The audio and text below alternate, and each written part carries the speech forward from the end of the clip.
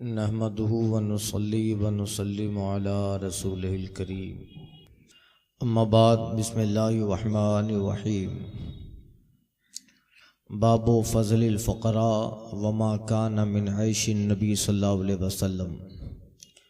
ये बाब है फ़ुक़रा की फ़ज़ीलत और रसूल पाक सल्लल्लाहु अलैहि वसल्लम की ज़िंदगी शरीफ के मुताल्लिक़। अन अबी हुरैरा क़ाला क़ाला रसूलुल्लाह सल्लल्लाहु अलैहि वसल्लम रुब्बा अशअसा मदफ़ूइन बिल अब्वाब लौ अक़समा अलल्लाहि ला बर्रहू। हज़रत अबू हुरैरा रिवायत करते हैं, आका सल्लल्लाहु अलैहि वसल्लम ने इरशाद फरमाया, बहुत से परागंदा बाल और दरवाज़ों से निकाले हुए ऐसे हैं, अगर अल्लाह पे कोई कसम खा ले तो अल्लाह ज़रूर उसे पूरी कर दे। इस हदीस पाक के ताल्लुक़ से कल बता चुका फ़ुक़रा, और यहाँ फ़कीरों से मुराद क्या है, किस किस्म के फ़ुक़रा मुराद है, ये कल अर्ज़ किया। अन मुसअब इब्न सअदिन क़ाला रआ सअदुन अन्न लहू फ़ज़लन अला मिन दूनिही फ़क़ाल रसूलुल्लाह सल्लल्लाहु अलैहि वसल्लम हल तुनसरूना व तुरज़क़ूना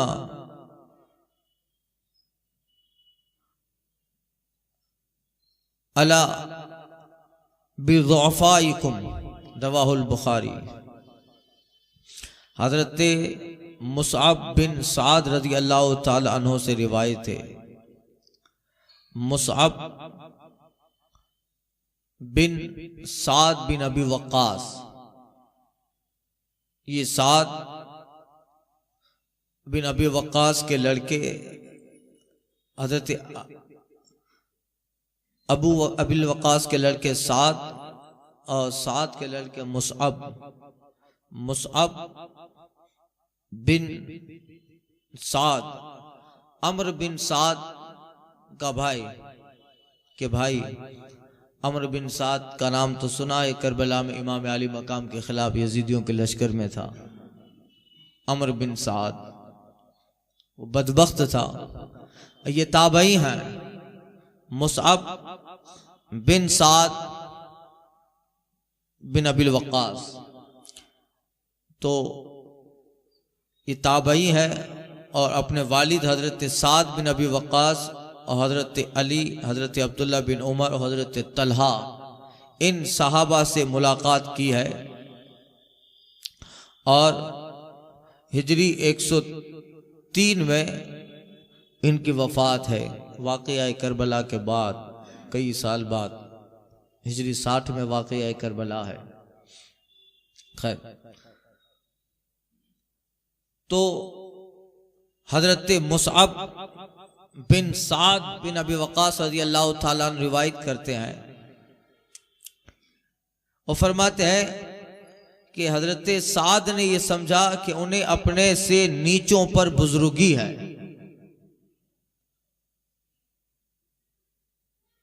तो रसूलुल्लाह सल्लल्लाहु अलैहि वसल्लम ने फरमाया कि तुम लोग अपने कमज़ोरों की बरकत ही से मदद किए जाते हो और उन्हीं की बरकत से तुम्हें रोज़ियाँ दी जाती हैं। वाक़या ये है कि हज़रत साद बिन अबी वक्कास रज़ी अल्लाह ताला अन्हु ये बहुत बड़े मालदार साहबी हैं और बहादुर भी थे। एक बार उनके दिल में ख्याल आया कि मैं फ़लाँ फ़कीर मुहाजिर साहबी से अफजल हूँ। एक सहाबी थे, फ़कीर भी थे, मुहाजिर भी थे, और अक्सर मुहाजिरिन फ़ुक़रा ही थे। और हज़रत साद रज़ी अल्लाह ताला अन्हु ये अंसारी हैं और मालदार थे। तो एक दिन उनके दिल में ख्याल, इसका इजहार नहीं किया, दिल पे खतरा गुजरा, ख्याल आया कि मैं फलां फ़कीर मुहाजिर सहाबी से अफजल हूँ। इतना ख्याल आया, उन्होंने ज़बान से कुछ ना कहा, मगर सरकार सल्लल्लाहु अलैहि वसल्लम उनके दिल की बात से बाखबर हो गए। हुजूर को पता चल गया, तो फिर सरकार सल्लल्लाहु, और ये हजरत साद ने फख्र के तौर पे नहीं कहा होगा, तकब्बुर के तौर पे नहीं कहा होगा कि उससे अफजल हो, बल्कि उनका कहना भी शुक्र के तौर पे होगा। इसलिए कि हम तकब्बुर और फख्र ये सहाबा से हम तसव्वुर कर ही नहीं सकते हैं, शुक्र के तौर पे होगा। तो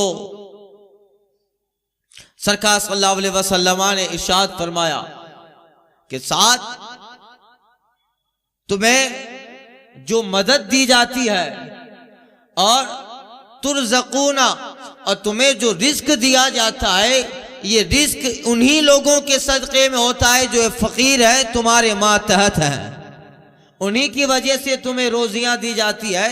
हल तुनसरूना व तुरज़क़ून अला बिज़ुअफ़ाइकुम, तुम्हारे कमजोर लोगों की वजह से, तुम्हारी आबादी में फकीरों की वजह से, ऐसे ही कमजोर हजरात की वजह से तुम्हें अल्लाह रोजियां भी देता है, तुम्हें अल्लाह ताला रिस्क भी देता है।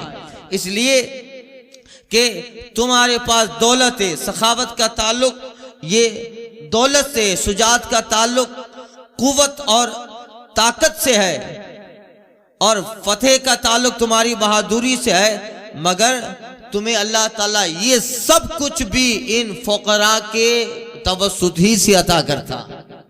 तो आबादी में जो कमजोर लोग होते हैं, मालदारों को उनका रिस्क उसके माल की वजह से नहीं दिया जाता, न सखी को उसके दौलत की वजह से अल्लाह ताला जो है उसे देता है, बल्कि आबादी में जो कमजोर लोग होते हैं उन्हीं के बदले में अल्लाह मालदारों को रोजियां और आम लोगों को रोजियां अता फरमाता है।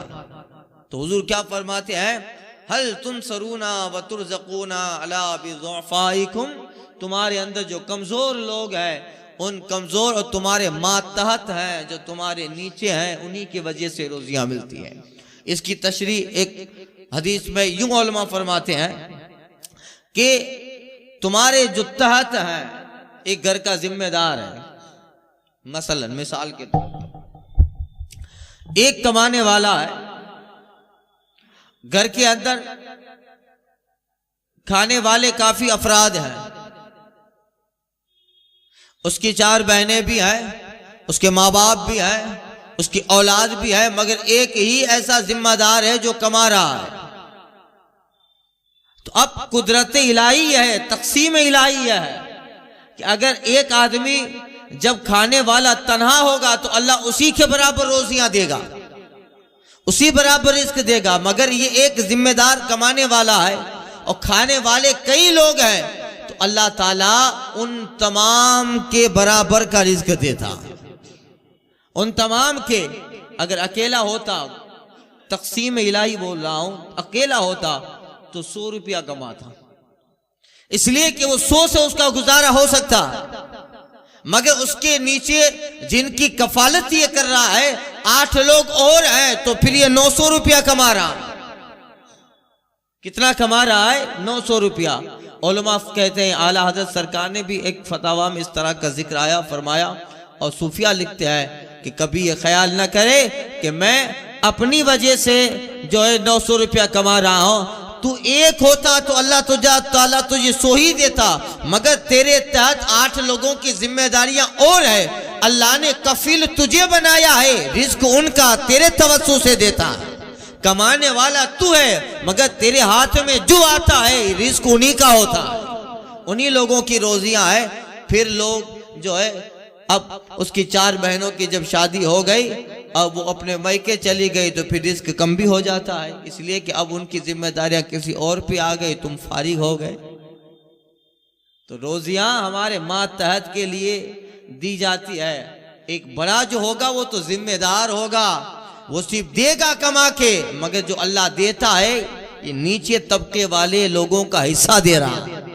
तो कभी ये गुमान न किया जाए, ये गुरूर न किया जाए कि अब मैं हूं तो दिया जा रहा है, अगर मैं नहीं खिलाऊंगा तो कौन खिलाएगा? अरे तुझे दिया जा रहा है इन्हीं के हिस्से का, अगर तू नहीं खिलाएगा तो कहीं और इनका हिस्सा होगा, कहीं और इनका हिस्सा होगा, तो उन्हें इनका हिस्सा उनका अल्लाह ने जो लिख दिया है वो तो उन्हें पहुंचना ही है। तो कभी इस गुमान में भी नहीं रहना है, इस ख्याल में भी नहीं रहना है कि अगर मैं इनकी परवरिश न करूं तो ये कंगाल हो जाए।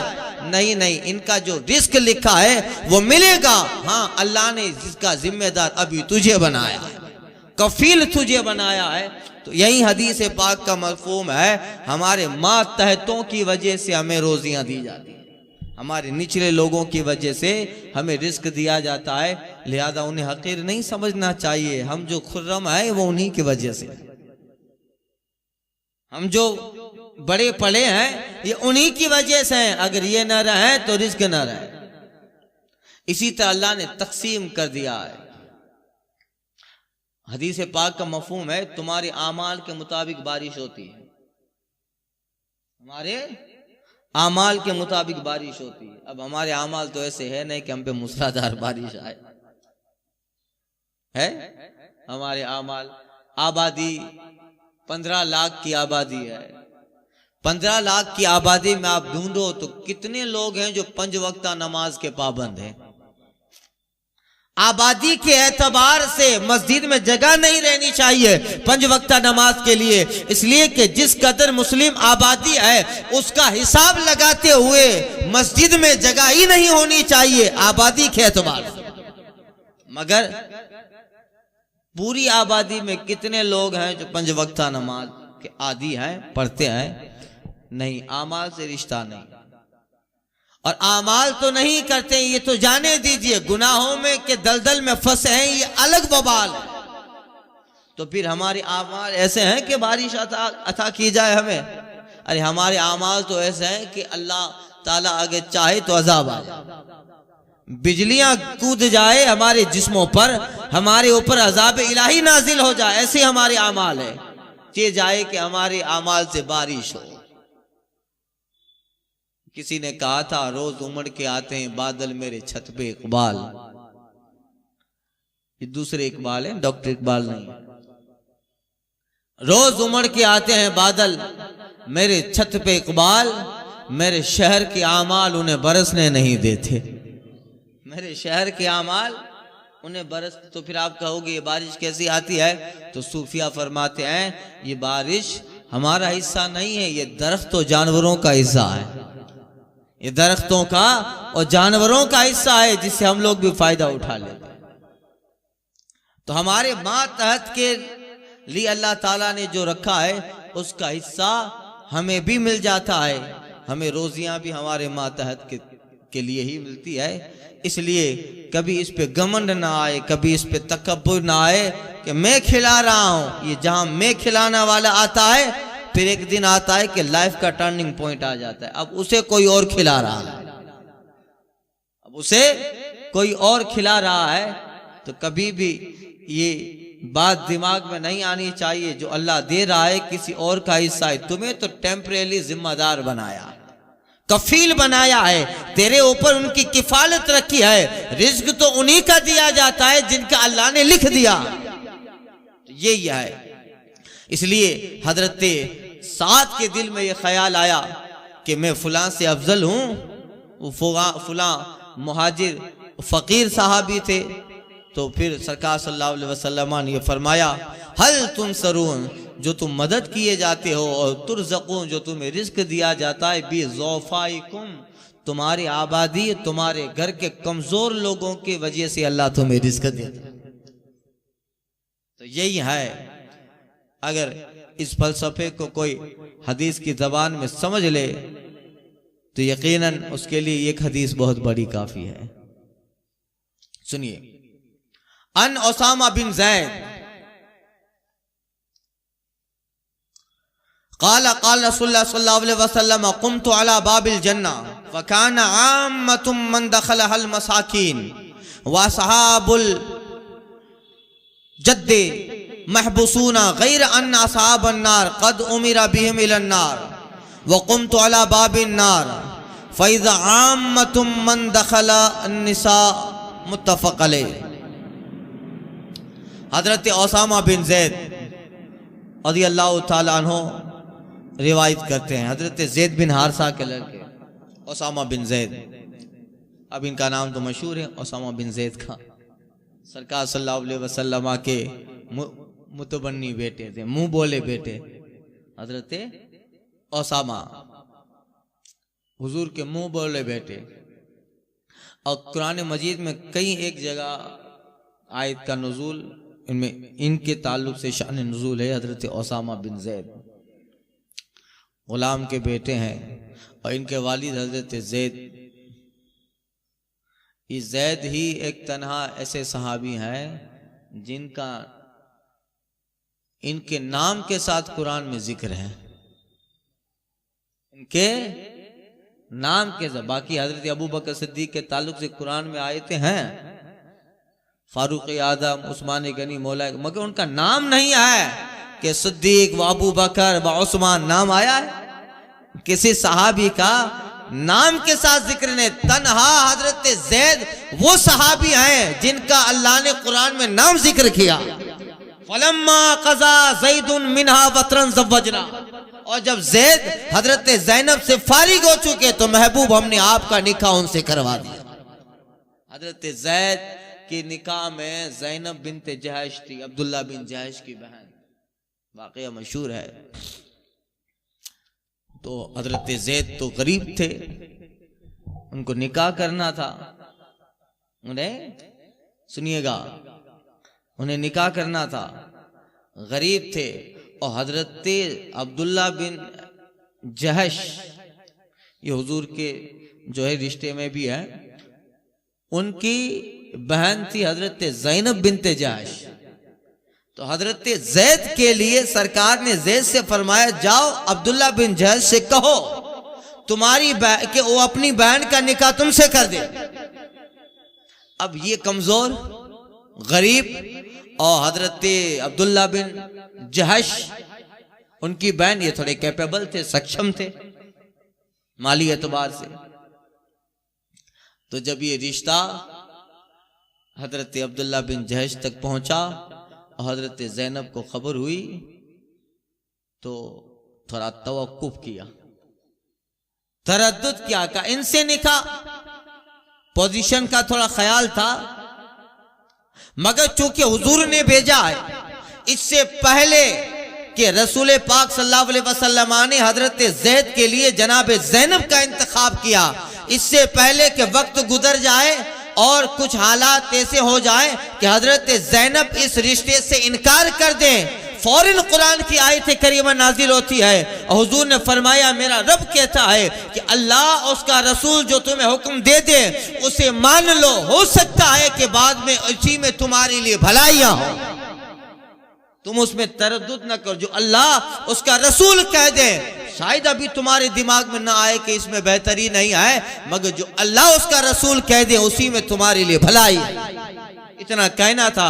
हजरत ज़ैनब ने फौरन वुसात क़ल्बी के साथ रिश्ता कबूल कर लिया, हजरत ज़ैद से निकाह हुआ। फिर कुछ हालात ऐसे बने कि हजरत ज़ैद ने अपनी बीवी हजरत ज़ैनब को तलाक दे दी, और जब तलाक दे दिया, इद्दत खत्म हो गई, तो रसूल पाक अल्लाह की वही के मुताबिक हजरत ज़ैनब से निकाह किए। कितना बड़ा शर्फ मिला। अब हजरत ज़ैनब हजरत ज़ैद के बाद रसूल पाक के निकाह में आई और उन्हें उम्मत में उम्मुल मोमिनीन होने का शर्फ मिल गया। मुसलमानों की माँ उम्मुल मोमिनीन बनी। क़यामत तक जिनके एहसानात उम्मत पे रहेंगे, जो औरतें नबी की ज़ौजियत में आ गई, नबी के निकाह में आ गई, वो क़यामत तक होने वाले मुसलमानों की माओं के दर्जे पे आ गई। बल्कि हमारी हकीकी माओं से ज्यादा मर्तबा उन माओं का है जिन औरतों को रसूल पाक सल्लल्लाहु अलैहि वसल्लम से रिश्ता हुआ, उम्महातुल मोमिनीन का मकाम। तो बताइए हुजूर ने क्या कहा था, कुरान ने क्या कहा था कि अल्लाह उसका रसूल जो हुक्म कर दें वो तुम्हारे लिए बेहतर है। तो हजरत ज़ैद के बाद फिर ये हुजूर के निकाह में आई और उम्मुल मोमिनीन का दर्जा मिला, उम्मुल मोमिनीन। इसीलिए अल्लाह कहता है फलम्मा क़ज़ा ज़ैदुन, और जब ज़ैद इससे फारिग हो चुके, ज़व्वजना का, ऐ महबूब हमने आपका निकाह कर दिया, यानी अल्लाह ही ने निकाह किया। तो ये तलाक से, मुतल्लका से रसूल पाक ने निकाह किया। हजरत आयशा के अलावा जितनी सरकार की अज़वाज मुत्तहरात हैं, या तो बेवा हैं या मुतल्लका हैं। हजरत खदीजा हैं, उम्मे सलमा हैं, हजरत हफ्सा हैं, हजरत ज़ैनब मुतल्लका है, जिनसे निकाह किया हुजूर सल्लल्लाहु अलैहि वसल्लम ने हजरत आयशा को छोड़कर, वो कंवारी बाकिरा कंवारी थी, उनके अलावा जितनी अज़वाज मुतहरात हैं या तो बेवा हैं या मुतल्लका तलाक याफ्ता हैं। अगर बेवा से निकाह करना ऐब होता, अगर तलाक वाली से निकाह करना ऐब होता तो नबी सल्लल्लाहु अलैहि वसल्लम कभी ये बात न करते, इसलिए कि ऐब नबी में होता ही नहीं है। बेवा से निकाह किया तो एक दर्स दिया। और हमारे मुआशरे में, मैं अक्सर ये बात तकरीरों में भी कहता हूँ, हमारे मुआशरे में जिसका शौहर इंतकाल कर जाता है तो फिर वो बेचारी बैठी रहती है 15-20 जिंदगी भर। कोई फिर उसके शौहर के इंतकाल के बाद उसके दूसरे निकाह का सोचता नहीं है। ये घर के जिम्मेदार लोगों की जिम्मेदारियां होती हैं। जब इसका शौहर इंतकाल कर गया तो इद्दत खत्म होने के बाद उसके दूसरे निकाह की फिक्र करनी चाहिए। इसको मुआशरा ऐब समझता है। अगर ये ऐब होता तो कभी सरकार बेवा से निकाह न फरमाते। ऐब नहीं है, जिंदगी की जरूरत का नाम है। फिर बुराइयां फैलती हैं समाज में, बदियां फैलती हैं समाज में। शौहर के इंतकाल के बाद हदीस पाक में इस पे ताकीद है, किसी का शौहर इंतकाल कर जाए या तलाक हो गई, अब दोनों का कनेक्शन मुमकिन नहीं है, तो फिर इद्दत के बाद लोगों पे जरूरी है कि उसके दूसरे निकाह की फिक्र करे। ये हदीस में ताकीद आई है। इसलिए आप देखिए हजरत अस्मा बिन्त उमैस सहाबियां हैं। हजरत जाफर बिन अबू तालिब के निकाह में मौलाए कायनात के भाई हजरत अली के भाई हजरत जाफर के निकाह में है हजरत अस्मा बिन्त उमैस। उनकी शहादत के बाद हजरत अस्मा ने अबू बकर सिद्दीक से निकाह किया। उनके विसाल के बाद फारूक आजम से निकाह किया।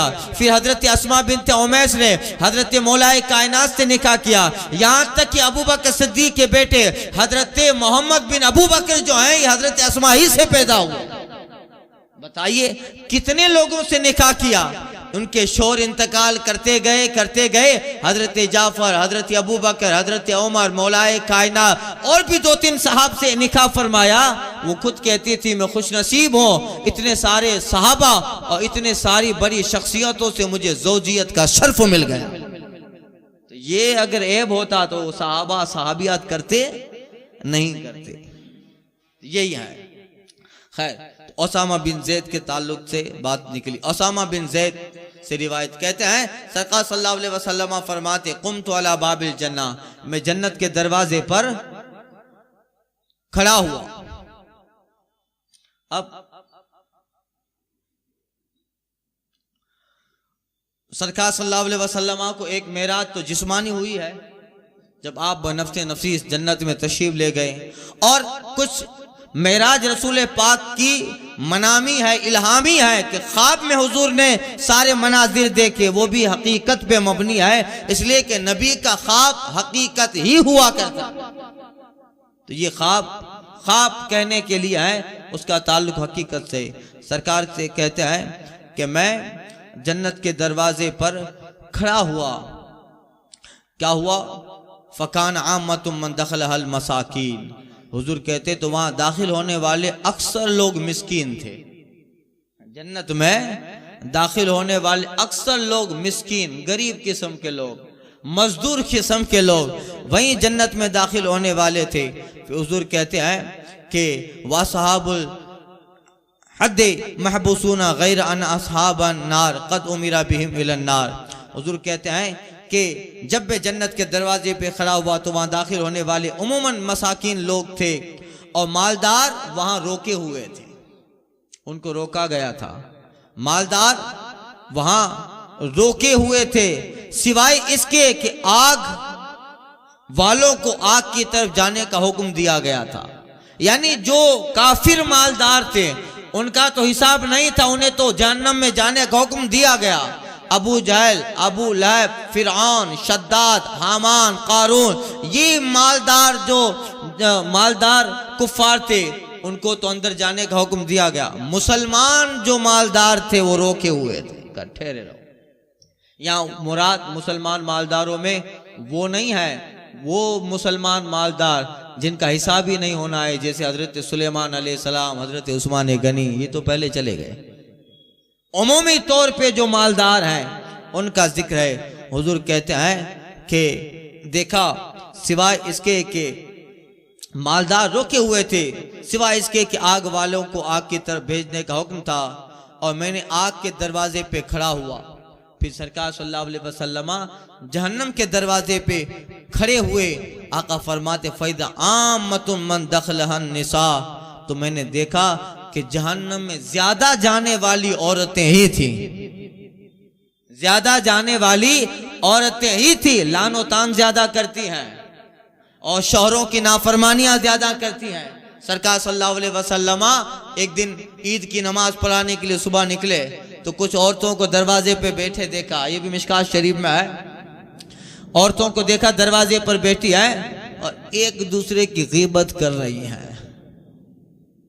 तो हुजूर ईद की नमाज के लिए तशरीफ ले जा रहे थे। आका फरमाते हैं तसद्दकना, ऐ औरतें तुम सदका ज्यादा करो, फ़इन्ना रायतुकुन्ना अक्सरा फिन्नार, इसलिए कि मैंने तुम लोगों को जहन्नम में ज्यादा देखा है, तुम लोगों को मैंने जहन्नम में ज्यादा देखा है। एक औरत कहती है रसूलल्लाह हम जहन्नम में ज्यादा हैं, वो क्यों? आका कहते हैं इसलिए कि यकफूना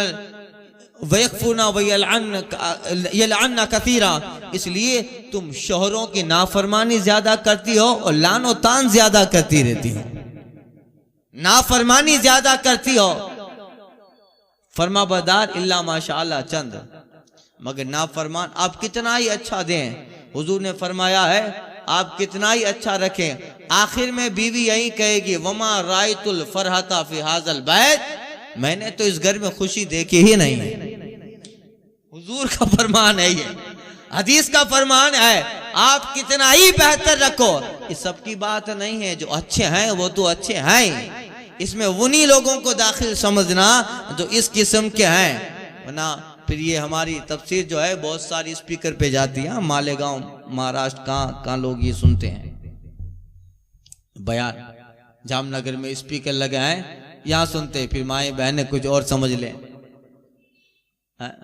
फिर उन साहब का स्पीकर ही हटा दें कि नहीं चाहिए, बापू पांके टारगेट बनाए था। यहाँ जो हैं अच्छे तो वो अच्छे हैं ही, उनके ताल्लुक से सवाल नहीं है, मगर हुजूर क्या फरमाते हैं आप कितना ही अच्छा रखो, थोड़ा आप कुछ बात हो गई कि अपनी बहन के लिए भी एक साड़ी लाए, उसके लिए भी एक साड़ी लाए, और भले आप उसके लिए 1000 रुपये की लाए, अपनी बहन के लिए 500 रुपये की लाए, मगर जब आप देंगे तो उसे 500 वाली अच्छी लगेगी, इसलिए कि बहन के लिए लाए, उसे 500 वाली अच्छी लगेगी, उसके लिए भले 500 कम है, बोलेगी कलर कितना अच्छा है, कलर उसका कितना अच्छा है। आखिर में क्या कहेगी फ़क़ाला रसूलुल्लाह, हुजूर कहते हैं आखिर में कहेगी वमा रायतुल फरहता फी हाज़ल बैत, मैंने तो इस घर में खुशी कभी देखी ही नहीं है। अगर कभी ये बोले तो फिर आप परेशान मत होना, घबराना मत, आप अपने नबी की हदीस पर यकीन मुकम्मल कर लेना, या रसूल अल्लाह मेरे घर का मामला तो 1400 साल बाद होने वाला था, आपने 1400 साल पहले बता दिया कि ये ऐसे बोलने वाली है। ये होता है, इसलिए सरकार कहते हैं तसद्दकना, ईदगाह पे जा रहे हैं हुजूर औरतों को देखा का सदका करो, गरीबों को दो, सदका करो, इसलिए मर्द की बनिस्बत औरतें सदका भी ज्यादा करती हैं, है कि नहीं? हम लोगों को याद नहीं रहता, मगर जब हम पूछते हैं तो जुमा के दिन 50 रुपया 100 रुपया फकीर को देना है, हमें कभी कभी याद आता है, जब पूछते हैं तो बोलती हैं हाँ सुबह ही दे दिया। मर्द की बनिस्बत सदका ज्यादा करती हैं औरतें, आपको पता नहीं रहता, हम बाहर रहते हैं मगर वो चुपके से किसी को गेहूं दे दिया, धान दे दिया, सदका करती हैं। इस मामले में मर्द से औरत आगे है, सदकात में, पढ़ने में, जिनसे मर्द से। तो हुजूर ने फरमाया तसद्दकना, सदका ज्यादा करो, सदका जहन्नम की आग बुझा देता है, जहन्नम की आग को सदका बुझा देता है, इसलिए तुम ये सारी चीजों की वजह से जहन्नम में जाओगी, मगर सदका करती रहोगी तो सदका तुम्हारी जहन्नम की जलने वाली आग बुझा देगा। मुस्तफा ने खबर भी दे दी और जो होने वाला है उसका इलाज भी रसूल पाक ने बता दिया। यही है सरकार। आगे इसी मजमून की हदीस आ रही है।